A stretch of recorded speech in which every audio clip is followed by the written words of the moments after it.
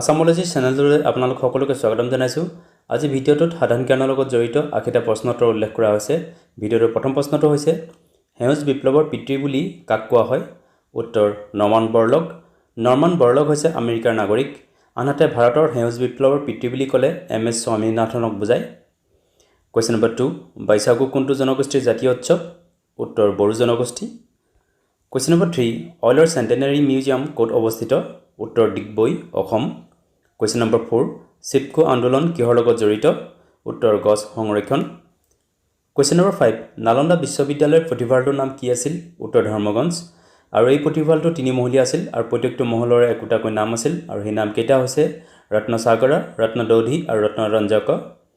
Question number 6, ভাৰতীয় reserve বেংকৰ মুখ্য কাৰ্যালয় ক'ত অৱস্থিত? উত্তৰ মুম্বাই। কুৱেশ্যন নম্বৰ 7, মোবাইলৰ লগত জড়িত GPRSৰ সম্পূৰ্ণ অৰ্থ কি? উত্তৰ general pocket radio' service. Question number 8, stainless steel নিৰ্মাণত ব্যৱহৃত প্ৰধান ধাতু কেইবিধ কি কি? উত্তৰ ক্ৰমিয়াম, নিকেল আৰু লোহা। কুৱেশ্যন নম্বৰ 9, ৰাজ্যিক প্ৰশাসনৰ সাংবিধানিক মুৰব্বী কোন? উত্তৰ ৰাজ্যপাল। কুৱেশ্যন নম্বৰ 10, 2011 চনৰ লোকপিয়ল অনুসৰি উত্তৰ পূবৰ কোনখন ৰাজ্যৰ মহিলা সাক্ষৰতা হাৰ আটাইতকৈ বেছি? উত্তৰ মিজোৰাম। আৰু এই হাৰ আছিল 89.4%। কুৱেশ্যন নম্বৰ 11, কাৰেঙৰ লিগিৰি নাটকৰ নাট্যকাৰ কোন? উত্তৰ জ্যোতিপ্ৰসাদ আগৰৱালা। কুৱেশ্যন নম্বৰ 12, 1919 চনত গুৱাহাটীৰ পৰা প্ৰকাশিত কাকত চেতনাৰ সম্পাদনা কোনে কৰিছিল? উত্তৰ অম্বিকাগিৰি ৰায়চৌধুৰী। কুৱেশ্যন নম্বৰ 13, জাপানৰ মুদ্ৰাক কি বুলি কোৱা হয়? উত্তৰ জাপানীজ য়েন। কুৱেশ্যন নম্বৰ 14, প্ৰথম আন্তঃৰাষ্ট্ৰীয় T20 ক্ৰিকেট খেল কেতিয়া অনুষ্ঠিত কৰা হৈছিল? উত্তৰ 5 আগষ্ট 2004 চনত আৰু এই খেল অনুষ্ঠিত কৰা হৈছিল ইংলেণ্ড আৰু নিউজিলেণ্ডৰ মাজত। কুৱেশ্যন নম্বৰ 15, মাধৱদেৱৰ ৰচিত প্ৰথম নাটকখন কি? উত্তৰ Arjun Bhanjan. Question number 16, Dihing Dibang biosphere reserve কোন ৰাজ্যত অৱস্থিত? উত্তৰ Arunachal Pradesh. Question number 17, minimum needs programme কোনখন পঞ্চবাৰ্ষিক পৰিকল্পনাত আৰম্ভ কৰা হৈছিল? উত্তৰ পঞ্চম পঞ্চবাৰ্ষিক পৰিকল্পনা। কুৱেশ্যন নম্বৰ 18, ICTৰ সম্পূৰ্ণ অৰ্থ কি? উত্তৰ information and communication technology. Question number 19, the argumentative Indian গ্ৰন্থখনৰ লেখক কোন? উত্তৰ অমৰ্ত্য সেন। অমৰ্ত্য সেন হৈছে ভাৰতৰ এগৰাকী অৰ্থনীতিবিদ। তেখেতে 1998 চনত অৰ্থনীতিৰ কাৰণে নোবেল বঁটা লাভ কৰিছিলে। কুৱেশ্যন নম্বৰ 20, লক্ষ্মীনাথ বেজবৰুৱাৰ আত্মজীৱনীখনৰ নাম কি? উত্তৰ মোৰ জীৱন সোঁৱৰণ। কুৱেশ্যন নম্বৰ 21, ভাৰতীয় ৰাষ্ট্ৰীয় কংগ্ৰেছৰ সভাপতি হোৱা প্ৰথম অসমীয়া ব্যক্তি কোন আছিল? উত্তৰ দেৱকান্ত বৰুৱা। তেখেতে 1975 চনৰ পৰা 1977 চনলৈকে সভাপতিত্ব কৰিছিল। কুৱেশ্যন নম্বৰ 22, বীণা বৰুৱা আৰু ৰচনা বৰুৱা কোনগৰাকী লেখকৰ ছদ্মনাম? উত্তৰ বিৰিঞ্চি কুমাৰ বৰুৱা। কুৱেশ্যন নম্বৰ 23, অসম গড় সংৰক্ষণ আইন কেতিয়া গৃহীত কৰা হৈছিল? উত্তৰ 1954 চনত। কুৱেশ্যন নম্বৰ 24, ভাৰতৰ কেন্দ্ৰীয় শাসিত অঞ্চল লাক্ষদ্বীপ কোন সাগৰত আছে? উত্তৰ আৰৱ সাগৰ। কুৱেশ্যন নম্বৰ 25, ভাৰতীয় সংবিধানৰ 8ম অনুসূচীত পোনপ্ৰথমে কেইটা ভাষা অন্তৰ্ভুক্ত আছিল? উত্তৰ 14টা। বৰ্তমান 8ম অনুসূচীত অন্তৰ্ভুক্ত ভাষাৰ সংখ্যা হৈছে 22টা। কুৱেশ্যন নম্বৰ 26, কোনজন আহোম ৰজাক নৰিয়া ৰজা বোলা হৈছিল? উত্তৰ চতিনফা। কুৱেশ্যন নম্বৰ 27, কেতিয়াৰ পৰা অসম সাহিত্য সভাৰ সভাপতি কাৰ্যকাল 2 বছৰীয়া কৰা হয়? উত্তৰ 1999 চন। ইয়াৰ আগতে সভাপতি কাৰ্যকাল 1 বছৰীয়া আছিল। কুৱেশ্যন নম্বৰ 28, ভাৰতৰ কোনখন নদীক বৃদ্ধ গংগা বুলি কোৱা হয়? উত্তৰ গোদাবৰী নদী। কুৱেশ্যন নম্বৰ 29, বিজুলী ঢেৰেকণিত সৃষ্টি হোৱা শব্দৰ তীব্ৰতা কিমান?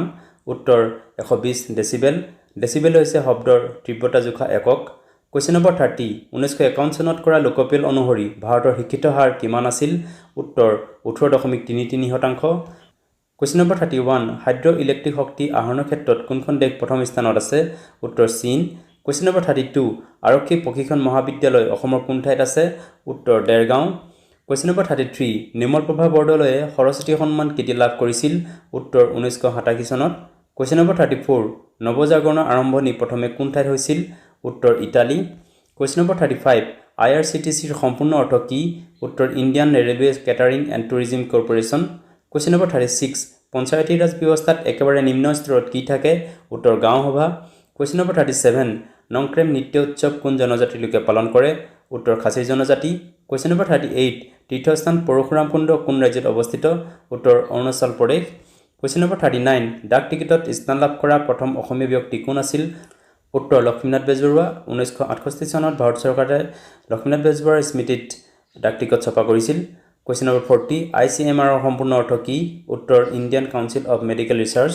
কুৱেশ্যন নম্বৰ 41, কথাছবিৰ ৰূপ পোৱা প্ৰথম অসমীয়া চুটি গল্পটো কি? উত্তৰ ৰূপহী।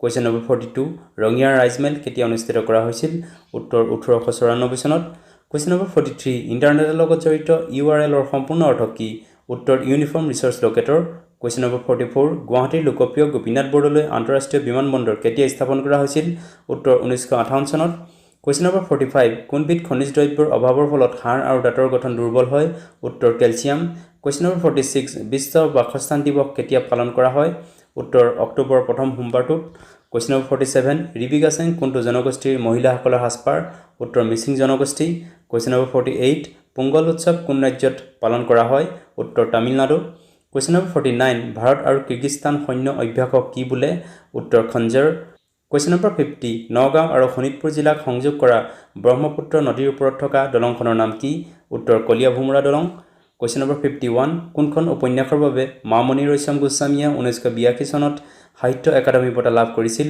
উত্তৰ মামৰে ধৰা তৰোৱাল কুৱেশ্যন নম্বৰ 52 অৰুণোদয় আলোচনীখনৰ প্ৰথম সম্পাদক কোন আছিল উত্তৰ নাথান ব্ৰাউন কুৱেশ্যন নম্বৰ 53 অসমৰ সিংহ পুৰুষ বুলি কাক কোৱা হয় উত্তৰ ৰাধা গোবিন্দ বৰুৱা কুৱেশ্যন নম্বৰ 54 লাই হাৰুৱা নৃত্য কোন ৰাজ্যৰ লগত বিশেষভাৱে জড়িত উত্তৰ মণিপুৰ কুৱেশ্যন নম্বৰ 55 বিষ্ণুৰাভা এতিয়া কিমান ৰাতি জীৱনীমূলক গ্ৰন্থখনৰ লেখক কোন উত্তৰ তিলক দাস কুৱেশ্যন নম্বৰ 56 বায়ু প্ৰদূষণৰ লগত জড়িত SPM ৰ সম্পূৰ্ণ অৰ্থ কি উত্তৰ suspended particulate matter question number 57 তথ্য সঞ্চয় কৰা কম্পিউটাৰৰ অংশটোক কি বোলে উত্তৰ memory question number 58 World Day for Water কোনটো দিনত পালন কৰা হয় উত্তৰ 22 March question number 59 Indian National Defence University ক'ত অৱস্থিত উত্তৰ হাৰিয়ানা কুৱেশ্যন নম্বৰ 60 এখন অলিম্পিকতে সৰ্বাধিক সোণৰ পদক অৰ্জন কৰা খেলুৱৈগৰাকী কোন উত্তৰ মাইকেল ফেল্পছে 2008 চনৰ ছামাৰ অলিম্পিকত মুঠ 8টা সোণৰ পদক লাভ কৰিছিল কুৱেশ্যন নম্বৰ 61 তেজৰ ভাগ আৱিষ্কাৰক কোন উত্তৰ কাৰ্ল লেণ্ডষ্টেইনাৰ কুৱেশ্যন নম্বৰ 62 বায়ুমণ্ডলত পোৱা সৰ্বাধিক অক্সিজেন কিহে উৎপন্ন কৰে উত্তৰ সাগৰীয় উদ্ভিদ কুৱেশ্যন নম্বৰ 63 নিৰ্জন মহাদেশ বুলি কোনখন মহাদেশক কোৱা হয় উত্তৰ এণ্টাৰ্কটিকা কুৱেশ্যন নম্বৰ 64 গ্ৰহ নক্ষত্ৰ আদিৰ বিষয়ে অধ্যয়নক কি বোলে উত্তৰ জ্যোতিৰ্বিজ্ঞান কুৱেশ্যন নম্বৰ 65 চন্দ্ৰই নিজ অক্ষৰেখাত এপাক ঘূৰিবলৈ কিমান দিন লাগে উত্তৰ 27 দিন কুৱেশ্যন নম্বৰ 66 ভাৰতৰ সীমান্তত থকা বিদেশী ৰাষ্ট্ৰৰ সংখ্যা কিমান উত্তৰ 7খন আৰু এই ৰাষ্ট্ৰকেইখন হৈছে চীন পাকিস্তান আফগানিস্তান নেপাল ভূটান ম্যানমাৰ আৰু বাংলাদেশ কুৱেশ্যন নম্বৰ 67 ভাৰতীয় সংবিধানত বৰ্তমান কিমানটা অনুসূচী আছে উত্তৰ 12টা অনুসূচী আছে কুৱেশ্যন নম্বৰ 68 বিৱৰ্তন সূত্ৰৰ জনক কোন উত্তৰ চাৰ্লছ ডাৰউইন কুৱেশ্যন নম্বৰ 69 বতাহৰ বিষয়ে অধ্যয়নক কি বোলে উত্তৰ এনিমলজি কুৱেশ্যন নম্বৰ 70 ভাৰতৰ দ্বিতীয় সাধাৰণ নিৰ্বাচন কেতিয়া অনুষ্ঠিত কৰা হৈছিল উত্তৰ 1957 চনত কুৱেশ্যন নম্বৰ 71 ভাৰতৰ আটাইতকৈ দীঘল বান্ধ কোনটো উত্তৰ হীৰাকুদ বান্ধ উৰিষ্যাৰ মহানদীৰ ওপৰত আছে কুৱেশ্যন নম্বৰ 72 কাংগেৰঘাটি ৰাষ্ট্ৰীয় উদ্যান কোন ৰাজ্যত আছে উত্তৰ ছত্তীশগড় কুৱেশ্যন নম্বৰ 73 মহাত্মা গান্ধীৰ মৃত্যুৰ দিনটোত কি দিৱস হিচাপে পালন কৰা হয় উত্তৰ শ্বহীদ দিৱস হিচাপে পালন কৰা হয় মহাত্মা গান্ধীৰ মৃত্যু হৈছিল 30 জানুৱাৰী 1948 চনত কুৱেশ্যন নম্বৰ 74 বিক্ৰম মৰ্ভত্যম নাটকৰ নাট্যকাৰ কোন উত্তৰ কালিদাস কুৱেশ্যন নম্বৰ 75 ভাৰতীয় সংবিধানৰ কিমান নং অনুচ্ছেদে ৰাজ্যিক বিধানসভাৰ সৰ্বোচ্চ আৰু সৰ্বনিম্ন সদস্যৰ সংখ্যা নিৰ্ধাৰণ কৰিছে উত্তৰ অনুচ্ছেদ নং 170 নং অনুচ্ছেদে ৰাজ্যিক বিধানসভাৰ সৰ্বোচ্চ সদস্যৰ সংখ্যা 500 জন আৰু সৰ্বনিম্ন সদস্যৰ সংখ্যা 60 জন নিৰ্ধাৰণ কৰিছে কুৱেশ্যন নম্বৰ 76 শংকৰদেৱে প্ৰচাৰ কৰা ধৰ্মটোৰ নাম কি উত্তৰ একশৰণ নাম ধৰ্ম কুৱেশ্যন নম্বৰ 77 উপগ্ৰহ উৎক্ষেপণ কৰা কেন্দ্ৰ শ্ৰীহৰিকোটা কোন ৰাজ্যত অৱস্থিত উত্তৰ অন্ধ্ৰপ্ৰদেশ কুৱেশ্যন নম্বৰ 78 লোণ সত্যাগ্ৰহ কেতিয়া আৰম্ভ কৰা হৈছিল উত্তৰ 1930 চনত কুৱেশ্যন নম্বৰ 79 ভাৰতৰ অগ্নি 5 মিছাইলৰ দূৰত্ব অতিক্ৰম কৰিব পৰা ক্ষমতা কিমান উত্তৰ 5000 কিলোমিটাৰ ভিডিঅ'টোৰ শেষৰটো প্ৰশ্ন question number 80 film and television institute of India কোন ঠাইত আছে উত্তৰ পুনে মুম্বাই ভিডিঅ'টো চোৱাৰ বাবে ধন্যবাদ যদি ভিডিঅ'টো ভাল লাগিলে লাইক কৰিবলৈ লগতে চেনেলটো ছাবস্ক্ৰাইব কৰি ল'বলৈ অনুৰোধ জনালোঁ ধন্যবাদ